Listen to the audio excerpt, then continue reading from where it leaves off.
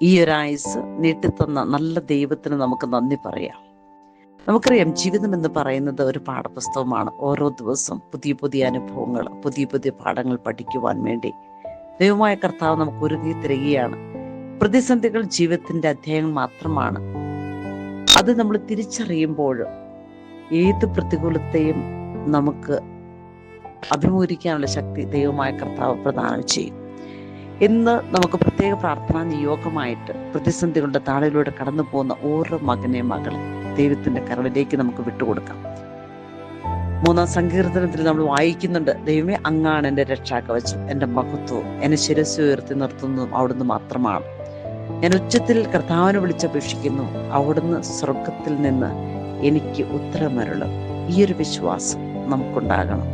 ഏത് സാഹചര്യത്തിലും ദൈവമായ കർത്താവ് നമ്മുടെ കൂടെയുണ്ട്. വചനം നമ്മുടെ ജീവിതത്തിൽ അന്വർത്ഥമാക്കാം. അതിനുള്ള വലിയ കൃപാരത്തിന് വേണ്ടി നമുക്ക് പ്രാർത്ഥിക്കാം.